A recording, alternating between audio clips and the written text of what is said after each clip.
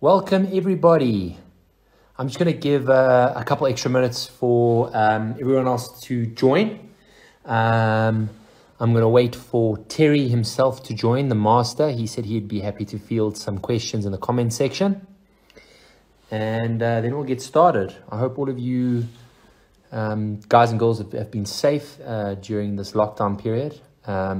Thankfully, as fly fishermen and fly tyers, we've got extramural activities that allow us to bide the time. So, there's Terry. Terry's online. It's good to see all of us. We've got about 25 people watching. I'm going to give it another 2-3 minutes, and then I'm going to start tying. Obviously, myself and the Dark Tide team gave it some thought about what this Monday's fly tying tutorial was going to be and what it was going to mean. And obviously, given the pandemic and given the travel restrictions and the lockdown, it's going to be quite difficult to go to a lot of the places that a lot of us have booked trips to, number one. Number two, from a financial perspective, a lot of us have been hit quite hard, and it's going to be quite difficult to go through and do a lot of the trips that we wanted to do. And as such, we're going to have to be looking introspectively, looking at our borders, looking at local fisheries and things like that. And now's probably a better time than ever to go and pursue some of the fish, indigenous fish species that we have, barbel or sharp-toothed catfish being one of them. I've been fishing with Terry for a long time. I've caught some fantastic fish. I've caught 2 fish over 20 kilograms. And I've had 100 fish days with Terry at Bloemhof with a lot of my other friends. He's a fantastic guide. I have a lot of fun with him and I learn from him. And he teaches me and reminds me very often to KISS, which is keep it simple, stupid. I tend to over-engineer the process a little bit. And while we discuss the trivialities of these flies, techniques and patterns, you'll understand that less is more. So before we start, just a caveat from my side. In our post today, we said the Free State GT, and we seem to have got a lot of people's backs up. We did not don the adage that we used. It's a term that I've heard quite often along with Soweto salmon and high-felt steelhead and Buthelezi bream. It's a joke, it's a colloquialism. It's much like the term speckled rag when referring to trout. We in no way, means or form denigrating either a GT or the sharp-toothed catfish, nor are we drawing parallels. It's a tongue-in-cheek comment because obviously those that are based in the Free State have a different type of flats and a different type of big apex predator that they can chase. That's all it is. So I didn't mean any offense, and I most certainly didn't need everyone to jump down our throats with regards to what we were or were not implying. We were doing nothing of the sort. Anyway, moving forward, I'm going to start off tying a Carp Tugger. This fly was designed by Terry primarily for the use of carp and for dipping for carp, whereby you don't actually cast that fish. You move up with a long rod and a long leader, and you lower a fly pattern in front of that feeding carp's face. You need a pattern that is quite sparse so that it can sink quickly. That's very important. As you can see here, I'm using a tungsten bead. This is a size 6 grip scud hook. It's the preferred hook that Terry uses. And I've obviously weighted this the way that Terry usually does, which is with 25 or 0.25 mil lead wraps, all the way up to the bead, and then 5 or 6 wraps just behind the bead here. And the reason why is you want to get that fly down. You want it to sink as quickly as possible so that you can present that fly to the fish. Anyway, this was a carp pattern. Terry, as he explained it to me, didn't want to be carrying 2 rods at once. He didn't want to be carrying a carp rod and a barbel rod, which generally had a bigger, bulkier pattern. So what he did is he reverted to using a 9-weight, and he tied a fly known as a BBB, which is a Babbage barbel bugger, which I'm also going to tie this evening. And then behind that, around 25 to 35 centimeters, he would tie the Carp Tugger. So if he saw a carp, he could dip the Carp Tugger in front of the carp and he could catch it. And if he saw a barbel, he could cast at the barbel, and hopefully the barbel would eat the BBB. As it so turned out, the combination of such flies and the particular audible plop or plonce, as Terry likes to call it, was hugely successful at catching catfish. What is hugely successful? So a fish that you know, typically if you caught 1 or 2 a day would be a good day's fishing. Terry managed to engineer a process whereby he could catch 50, 60, 100 fish a day. And we can hypothesize as much as we possibly like. The bottom line is that the sharp-toothed catfish has very poor eyesight. And although it doesn't have a pronounced lateral line, there's a lot of speculation that the whiskers tend to pick up a lot of vibration, and the fish unto itself, being very long, is in no uncertain terms a long lateral line and tends to pick up a lot of audible noises and things like that, or rather relies on its lateral line and vibrations in the water to hunt fish. So this particular fly and the one I'm going to tie there afterwards gives a particular plunce or a plop, and the fly is not retrieved at all. Terry picks the fly up and he casts it sort of in 3 successive casts. So you'll pick it up, splash, pick it up, splash, pick it up, splash, and let that fly sink. And the object is obviously try and cast in exactly the same place as possible so that the fish can locate the fly. And the carp tugger on the back, although it's a very small fly on a size 6 or a size 8 scud, actually tends to catch the majority of the barbel. And I think that's got to do with, possibly its sink rate. It sinks a little bit faster. But most probably it's got a very audible or a very particular plop. It's like a kind of like a clip, clip, clip. I don't know if you guys could pick that up. That's my best possible rendition of the sound that it makes. But yeah, that's the most, it's definitely the most successful of the 2 patterns. Anyway, this combination is done extremely well. I always try and over-engineer the process. I've tried to refine it, make the flies bigger, smaller, whatever the case may be, and it's just basically resulted in me catching less fish. If it's not broke, don't fix it. So just tie them exactly the way as Terry prescribes. Black and red seems to be the best colors. Why? I'm not sure. It could be because of the contrast in the murky water, possibly easier for the fish to pick up. But what's also important to note is that both of these flies are significantly sparser than your usual flies. And Terry seems to feel that that makes the flies more effective by virtue of the fact that when the barbel rushes the fly, the displacement of water would push a fly with more surface area away, whereas a smaller fly is actually easier to be inhaled. So, yeah, that's it. As you can see, I've got the grip hook in there. It's a grip size 6 scud hook or a size 8 scud hook. I've got a size 5mm tungsten bead, and I've applied the lead wraps already. So what I'm going to do, I'm going to take my thread. I'm going to start off at the back here. Okay, I'm going to work my way up through that thread a couple times and start creating the base of the body, and also just reaffirming the fact that I don't want that thread, or that lead rather, to go anywhere. Okay, grab my scissors. Right, I'm now going to select a red Marabou feather. Generally, I've noticed that there's no particular recipe to these flies. A lot of the flies that I purchased from Terry is that it's got, you know, most of the more successful patterns have longer tails, but sometimes I buy them from him with very short tails and they're just as successful. So I'm going to go slightly longer because you can always break it and always shorten it at a later stage. It tends to be a little bit more successful for the cats. And what I like to do is I select a feather and I actually take the entire feather in lieu of just stripping the materials. Okay, I don't want to make it too bulky. I want to keep it streamlined to ensure that we don't affect that sink rate.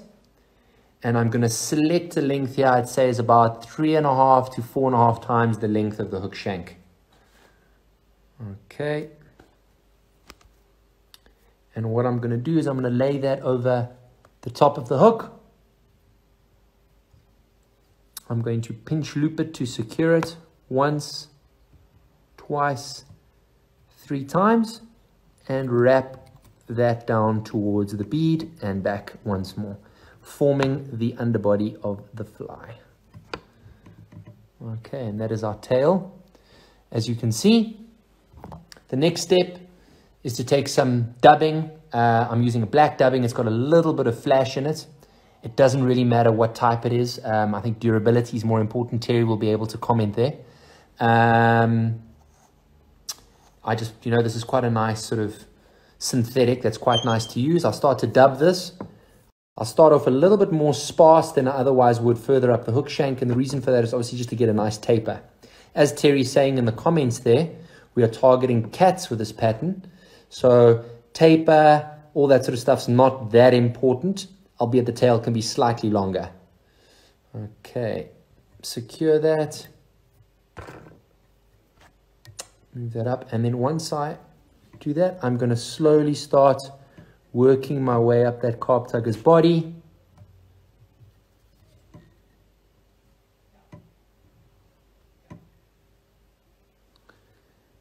Getting a nice even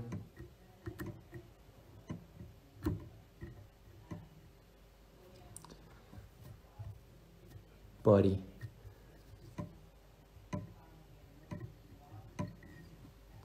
Okay, as you can see, less is always more in these particular patterns. The pattern is not bulky or bulbous or thick. I'm trying to keep that body streamlined. I see Gareth there asked if we chase cats in winter. Gareth, you'll be interested to know that the biggest barbel I've caught, 220 kilograms, have both come out in winter with Terry at some of his private locations. I catch more fish in winter, more fish in summer, far more fish, but the big fish always come out in winter. Okay, and I'm just dubbing that, working my way up, covering those thread wraps. I think I'm going to do one more dub.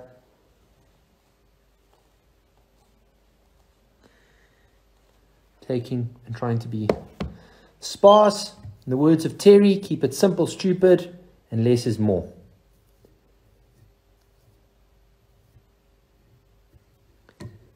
And I will apply that. Right. That is more or less the pattern. Okay, what I'm going to do now is I'm going to whip finish behind the bead. And this simple, ugly little guy over here is the single most successful barbel fly in South African history. I'm just going to show that there for you guys so you can have a look at that pattern. That is it. Nothing fancy about that. I've caught tons of carp on it, but this is the barbel magnet, and it's attributed to the way that this thing sinks, and the way that it plops in the water. So as Terry's breaking down leader construction, you'll have this pattern, and it'll be tied New Zealand rig style, 25 to 35 centimeters, okay, to the BBB fly, which again, for those that have just tuned in, is called the Babbage Barbel Bugger, which I'm going to tie now. So that is your carp tugger. Simple, effective. Terry, you can give me critique. You don't have to be nice or blow my trumpet. How's that for a carp tugger fly, bud?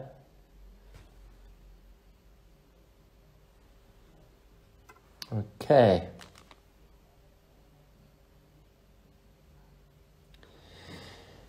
I have argued with Terry over the merits of certain hooks for years, and again, I'm going to revert back to the fact that he is right and I was wrong. I tried to tie these BBBs on the Gamakatsu B10S, and my catch rate declined rapidly, and there's a lot of different ways for that. You could argue that the surface area of the hook caused the fly to splash or sound differently when it landed, or it sunk too fast, or the surface area of the hook meant that it sunk too slowly. We don't know, but the bottom line is that your stock standard bass stinger hook is more than strong enough to subdue fish upwards of, Terry's got them up to 28 kilograms on fly with absolutely no problem.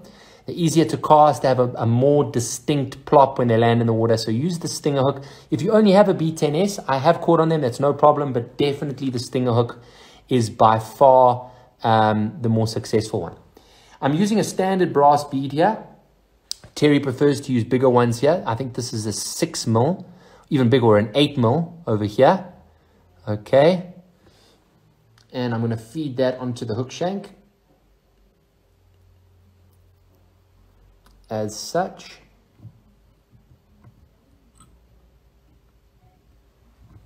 I'm going to apply my thread.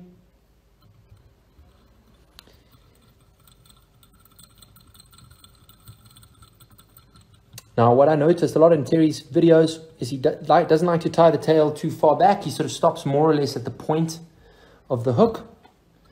And what I actually prefer to do here is I take, Terry likes a big thick tail, obviously for a lot of movement. So I take two extra select Marabou plume feathers and I actually place them next to one another.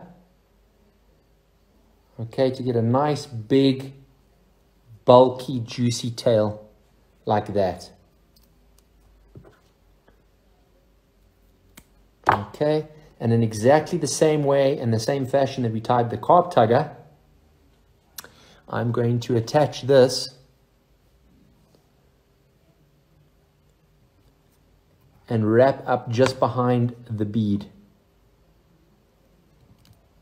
Pinch loop a couple times to secure it and slowly work my way up and then back down to the first tie-in point. We've got a nice big, bulky, ugly tail that's going to do the work.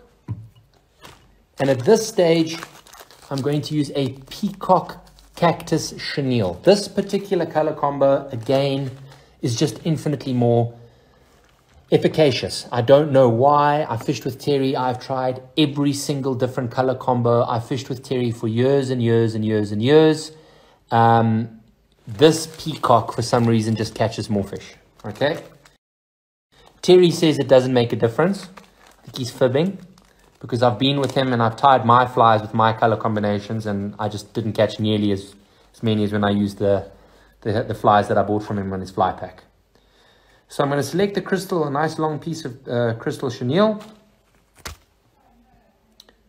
What I'm going to do is I'm going to lay this flat along the top of the hook shank.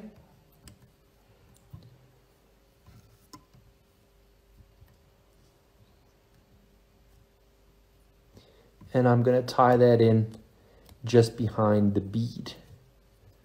Okay. Now, what I noticed with Terry and these particular patterns is as he wraps forward, he doesn't palmer it immediately. And the reason why is you don't want it too dense. You don't want that fly too dense because you don't want to affect the sink rate. And again, as Terry says, you don't want when that barbel to rush the fly, push the fly out of the way and potentially miss it.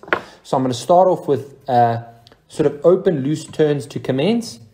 And as I get closer to the bead, I'm going to start wrapping them a little bit closer together and a little bit tighter.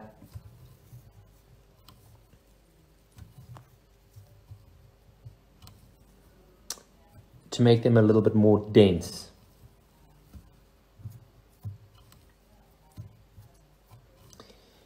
Right, and as I'm getting closer to the bead, I'm now going to start palmering those fibers back, getting wraps that are a little bit tighter to one and closer to one another.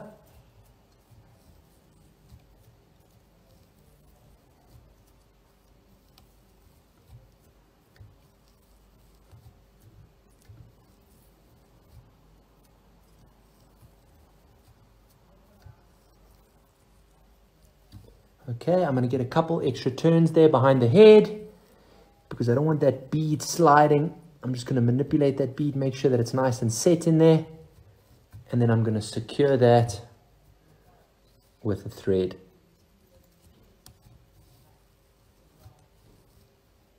Now, when I cut this thread, I don't want to cut into the body. So all I'm going to do is I'm going to open my scissors slightly, make a V. I'm going to place that as close to the butt of the tag end as possible, and I'm just going to push so that I maintain the bulk and the look of the fly that we have there. And what I'm going to do now is I am just going to tie this pattern off with a whip finish. Terry probably doesn't even use a whip finish.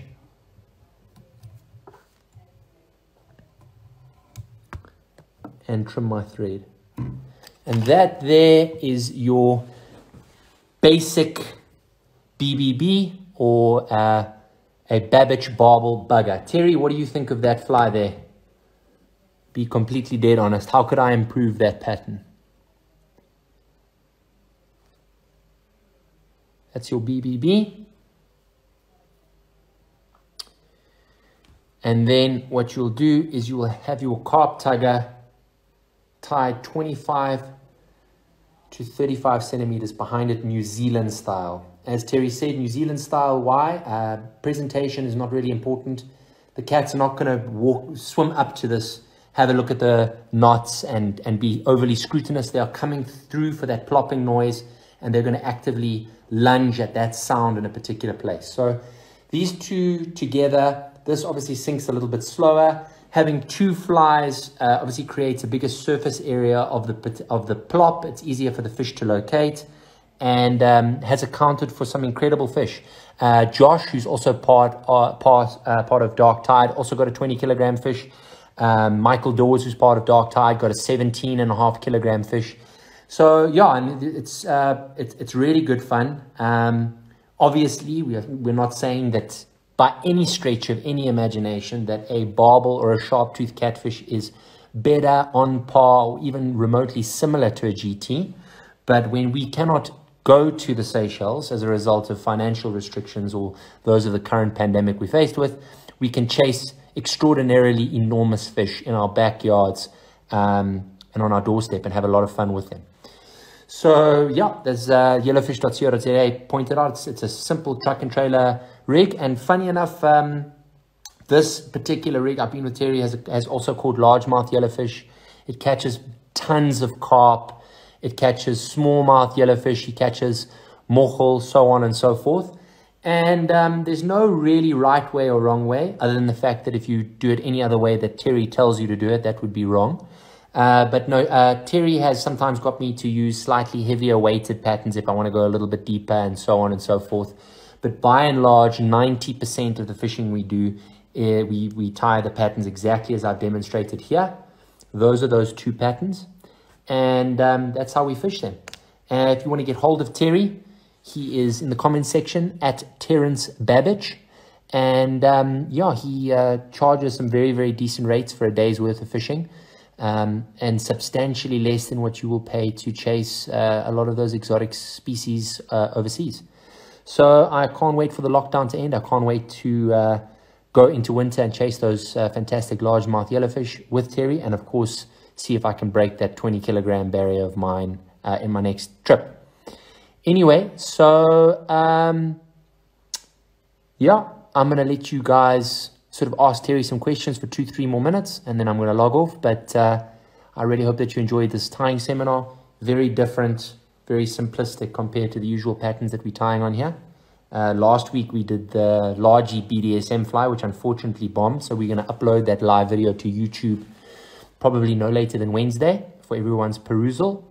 This will also be uploaded to YouTube and to IGTV for those that missed it. And we hope you enjoyed it. Yeah, Terry, I also really hope that... Yeah, Mark Blankenberg, no retrieve, just cast the plop and then recast. That's it, Mark. There's no retrieve whatsoever. You basically have a very short line, and the short line is to ensure accuracy.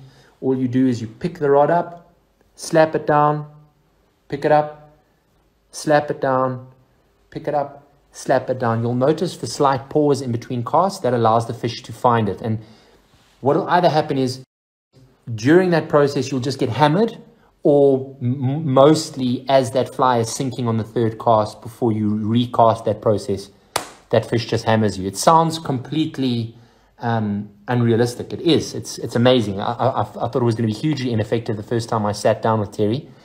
I went fishing with him. But after 100 fish day, yeah, it really changed the game for me. Okay, there's Terry's details there if you want to get hold of him. And Quinton, sir, I will send you a message. We'll give you some first-time suggestions, but a good suggestion would be to touch base with Terry and get him to take you for some of our indigenous species. Gavin, how far is the line out? Gavin, it depends where the fish are. I mean, obviously, if the fish are very spooky, you're going to have to cast a little bit further, but I would say probably about the ideal line length would probably be about 4 rod lengths, 4.5 rod lengths away from you at the most. So that's about 35, 40 feet. 25 to 40 feet, I think, is your zone. I catch, as soon as I'm shortening my cast, I'm catching more fish. You wouldn't believe the amount nor the size of fish I'm catching 2 rod lengths away from me. And again, that's purely as a result of the accuracy that we're getting with our casts. Leader setup, Terry uses 15-pound 15 to 20 pound maxima, depending where we're fishing and the sink rate we want to get. If he wants it to sink a little bit deeper, he'll use a lighter line. If we're fishing around a lot of structure and we need to pull fish quite hard, he'll go up to 20 pound maxima. We use a floating fly line. That's very, very important because it's obviously easy to pick up and recast. We're not retrieving at all. So any of your floating lines, and a less aggressive taper. We find a floating line that has a tip that is too aggressive. The tip in itself slaps.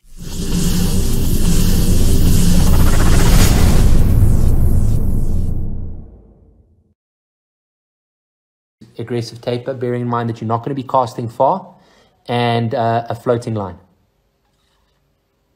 Yes, Letty Marks can cast in blind cast in places we know where they are. Absolutely.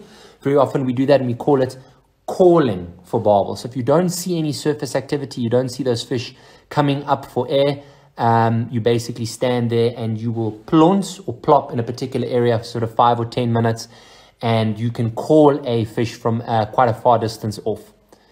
Okay. Right.